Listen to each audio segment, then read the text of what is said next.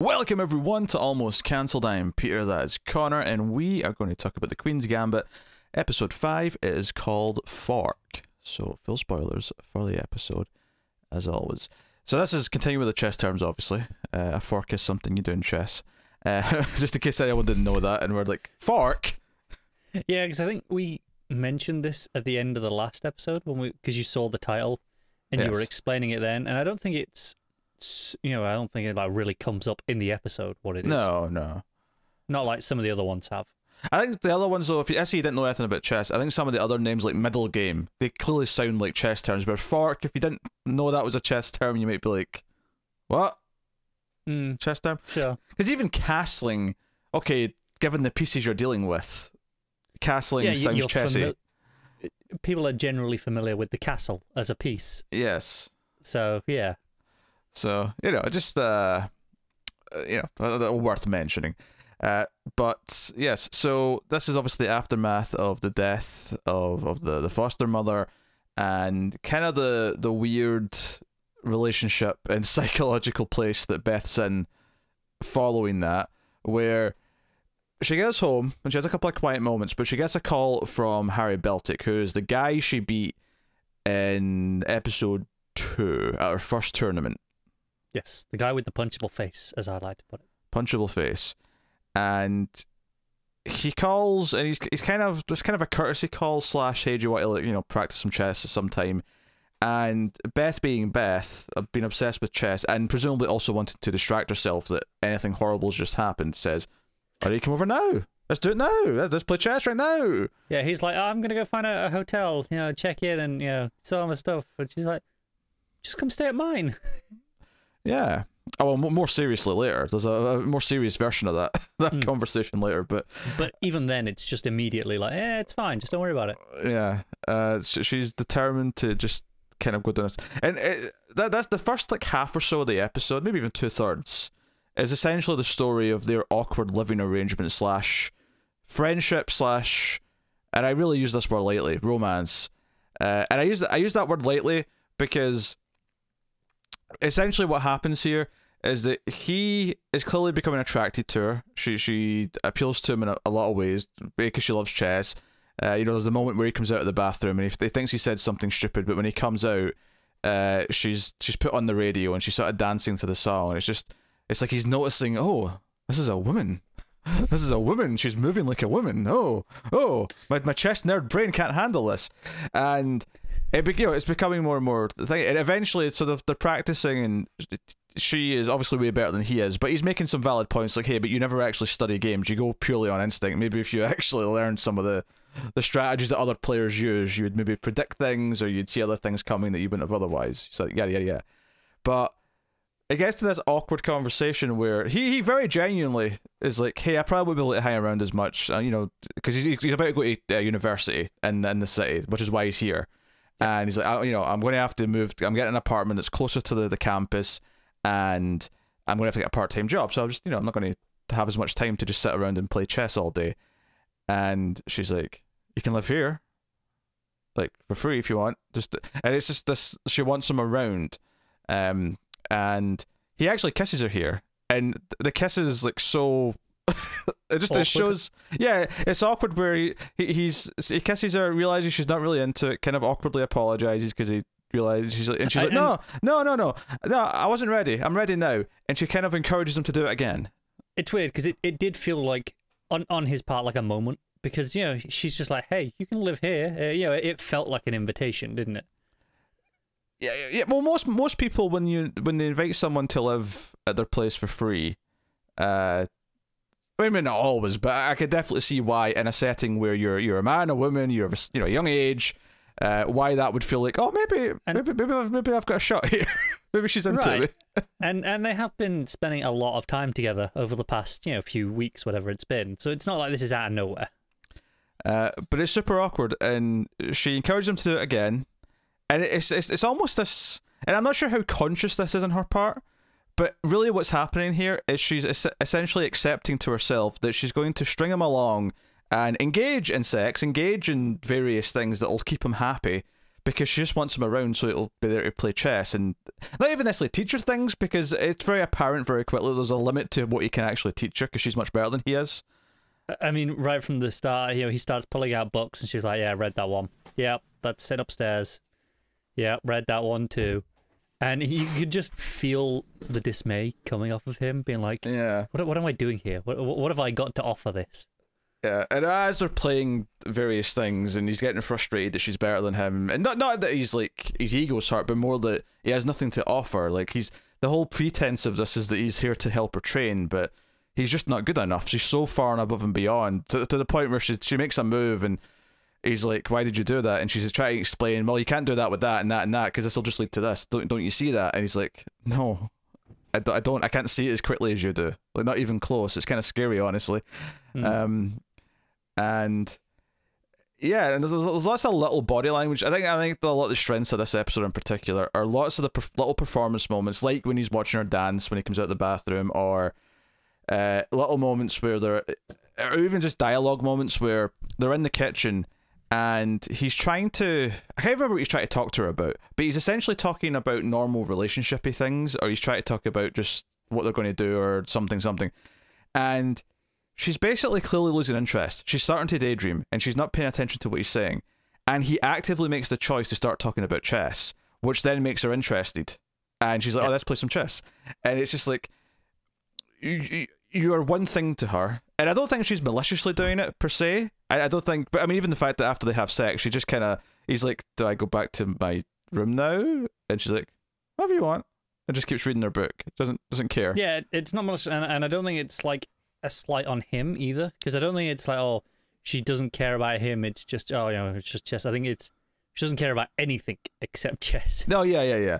Well, that's the thing. It's this awkward thing where, and he makes the sort of the mature choice eventually that this isn't going anywhere. This can never actually be a real relationship, because clearly that's not how she sees it. It's not what she feels. She's willing to go through the motions. She's willing to sort of pretend, because it's clearly something that keeps him around and it's something he wants. But it's kind of a impressive episode, or an impressive story in that sense, where it's about two characters who they are, just completely underlies the choices they're making in the episode, and they have to realize ultimately by the end. And I think it's notable that she doesn't really, I mean, again, the question of how much does she realize after he actually does this and leaves, when he packs his bags and says, like, I need to go and get my own apartment, I can't stay here. How much of the message does she take in? I'm not sure. I think she probably realizes that the quote-unquote relationship wasn't really working, and that's why. I don't think she's connected it to it's just a chess obsession. I don't think she's made that leap yet. To be fair, though, I do think it is kind of sweet when he's leaving, and he says, I've got nothing to teach you. I know, what have I done here in the past month or whatever, however long it's been. And she steps in and says, "No, I learned a lot from you." Like, she makes a point of making him feel like, "No, you did contribute a lot to my life. Like, this was not meaningless." And it felt genuine as well. Yeah, no, that's what I'm saying. It feels genuine. It feels like a genuine, sweet moment. That she's making sure, no, this, I didn't just use you and you were worthless. This, there was something here, and I did get something from you, even if it's not what you wanted it to be, and even if it's not this romantic thing that clearly you were starting to feel, and she was willing to just kind of pretend. Just go along with it. It's not, I don't think it was even pretending, because that sounds malicious. I think she just went along with it. She just didn't object. Yeah. Because there's a scene where she runs into the bully girl, if you want to call her that, from like the high school episode. Yeah, in the store, because this is the store that she went to in that second episode, and it was like, from the bully's context, this is the cheap store that that you don't want to shop at. Yes, but now the bully's a young mother. She got married right after her school, and she doesn't say that she got married because she got pregnant. I think the implication, though, is that they got married because she got pregnant. Because I think the exact line is, "Oh, and soon after we got married, we got this little bundle of joy." And I'm like, yeah, but it was less than 9 months. But it was less than 9 months. But quite possibly. And Beth isn't mean here, isn't a bitch, but it has this awkward air about it, because Beth is clearly, doing what she wants to do, and she's getting more and more success. I mean, she even references a conversation by joking about, there's all these great boys, because that was the one thing they ever asked her about. It was that, oh, is there lots of boys you can talk to? She just doesn't remember. Yeah. But I don't think, because I think that could easily play off the opposite way around, where it plays off almost as if Beth is meaningless to her because she's doing okay, and that's not the context of this scene. The context of this scene is that this bully can't even remember that conversation because her life has become kind of the very thing that she didn't want it to be, and she's kind of, I mean, and I'm not just saying anyone who's a young mother is miserable. I'm sure there's plenty of young mothers who are perfectly happy, but there's lots of tells in this scene. One, the awkward feeling about it. Two, the giant bottle of booze, or sorry, the box of bottles of booze underneath the pram. Sorry, the stroller for the Americans. Do they use pushchair? I don't think so. Is that another one that we use? I don't know. To be fair, I don't even use that, but I mean, it's pretty less common than pram, but probably because it's longer. But it's common enough. Yeah, so a stroller in the UK is a pram, just for anyone who... although, if you're getting more technical, I suppose a baby carriage is always a baby carriage. You don't really call it that, you still just call it a pram, but it is technically, if you're trying to differentiate between that, like a proper one like that, and then like a little dinky one that most people use. A little buggy one. Yeah. Yeah, that's how you would define it. That's more of a carriage. But anyway. But like, so she's clearly drowning her sorrows. Maybe not unlike Beth's foster mother, I should say, and even Beth herself to a point, I suppose. But obviously, it feels very different in that case.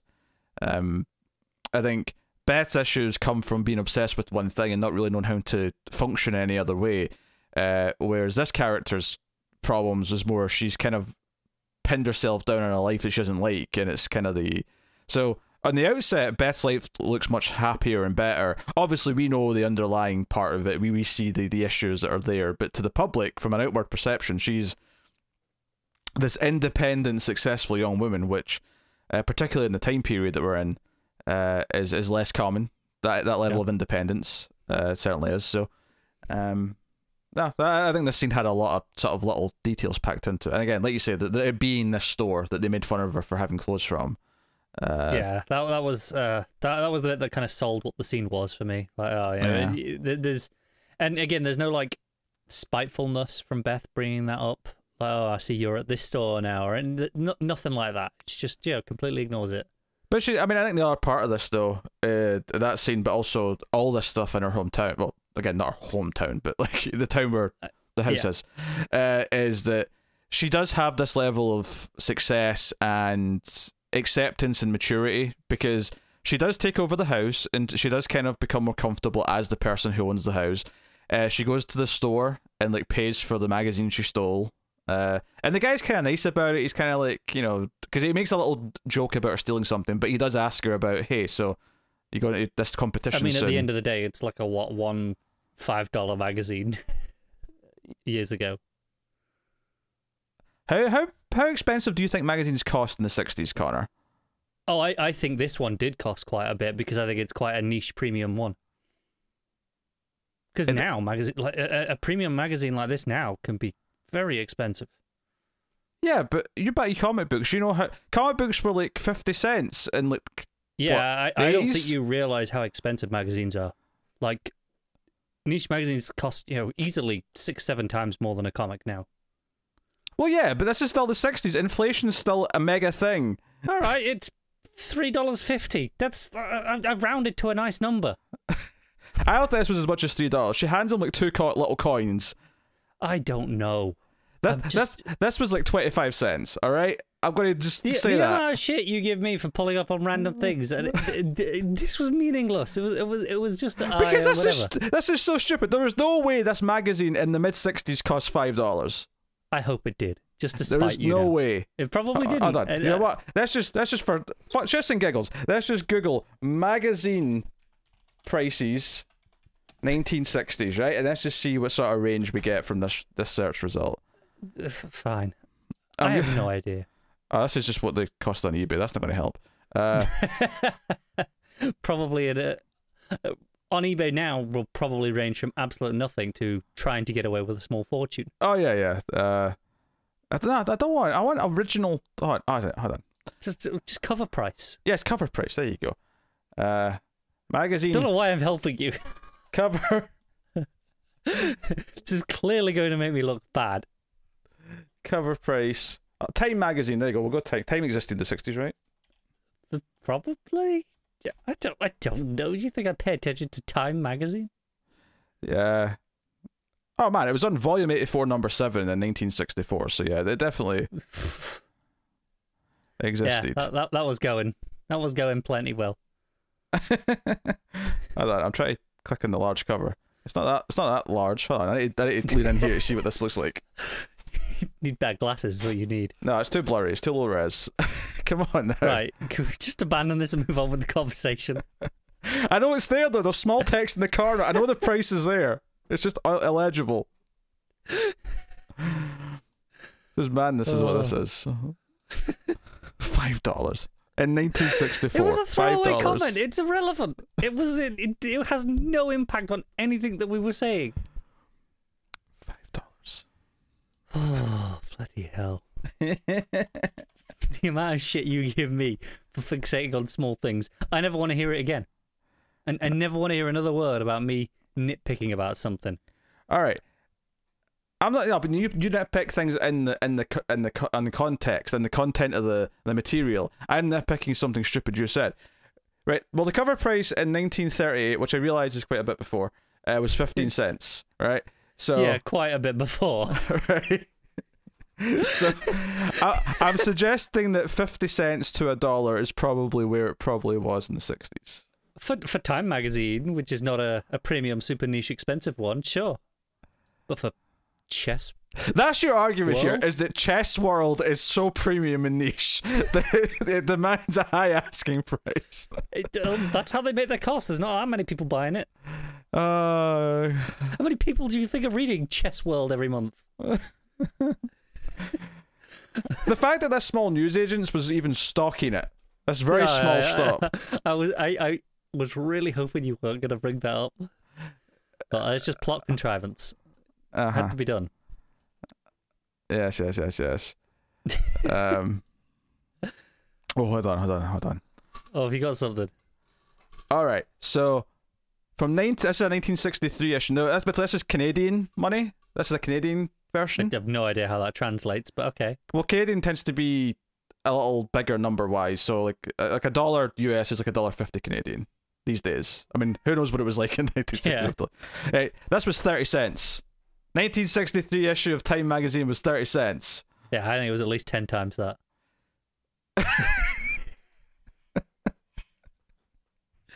$5. There's no way a magazine was Jesus, I don't care this much. They said a common store that could be picked off the rack along with the regular common stuff. Do you know what my favorite part of all this is? What's the favorite part?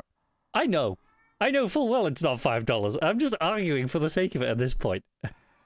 I'm just glad that we've proven that I am right and we can move on. I think you'll accept that as enough to justify my reaction to your silly price. It was irrelevant. It was a throwaway comment. We could have just moved on and not had this stupid 5-minute tangent on the price of Time magazine. $5 in 1964 for a magazine. Look, $5 in 1964 was enough for a 3-course meal at an ice restaurant.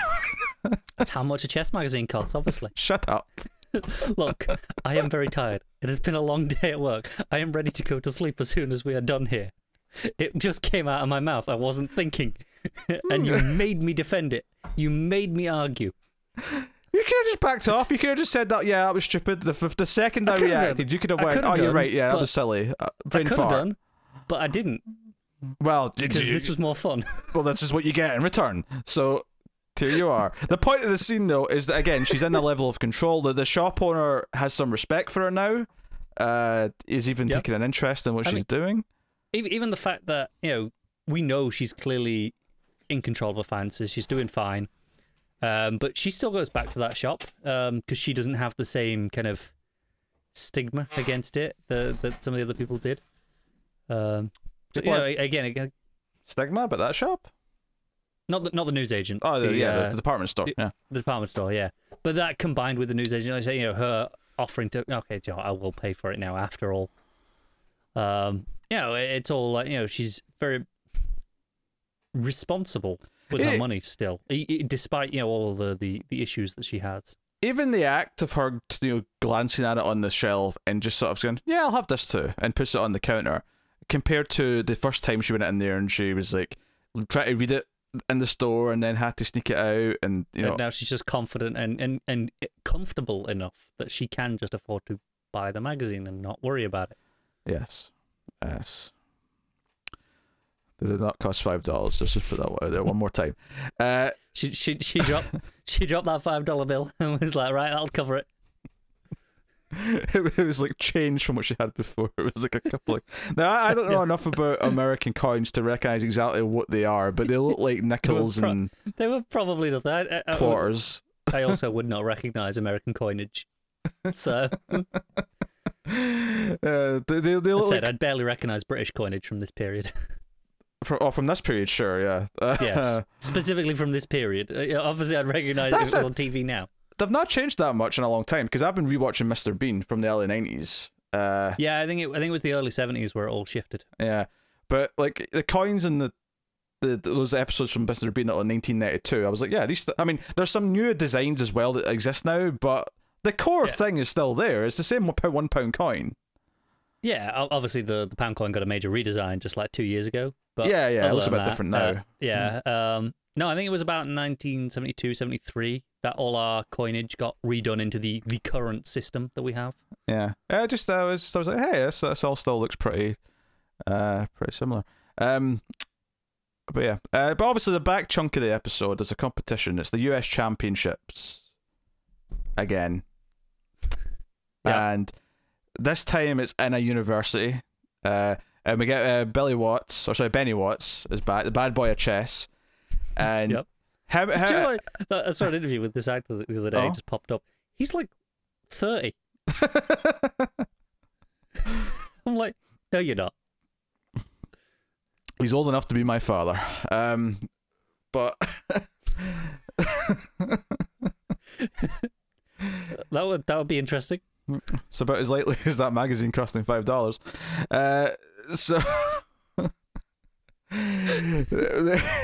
So him and Beth have a bit of a camaraderie now. They're kind of commenting on the other players, and he even cracks a joke about, like Beth's first round match. He's like, well, that won't take long.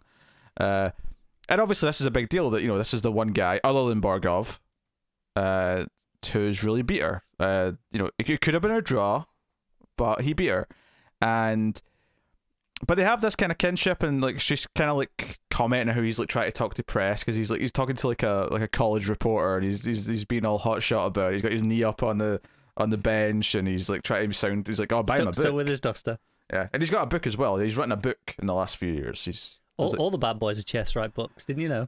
Yeah, cost $5. And he tries to invite her to some bullet chess, which is like, I think, 1 minute time limit chess, and she doesn't want to go at first. And I think what stuck out to me here at this part as well is that she ends up going to get a drink in the cafeteria because they're all staying on the campus at this university during the tournament, and she just wants to go get a drink, but he's there in the cafeteria playing some bullet chess, and obviously that's where we're really going with this. But there is a couple of things, in the sense that as she's walking past all the other like rooms with the chess players, like they all hate her guts. Like she is this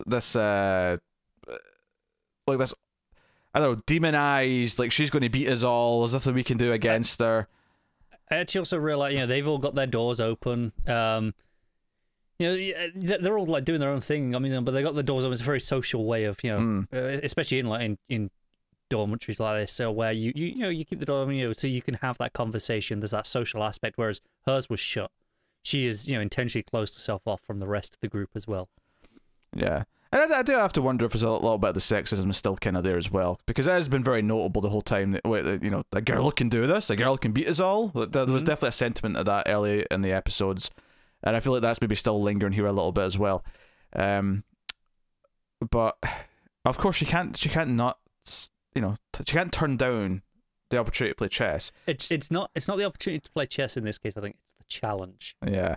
Well, yeah, because this is someone who beat her, and she has very few opponents that have beat her, so it's this challenge, and They play, and they play for like $5 a round or something like that. And this was about $5. It probably was, yeah. Yes. And you know, it's a minute chess, so it's very quick, and boom, boom, boom, and he wins.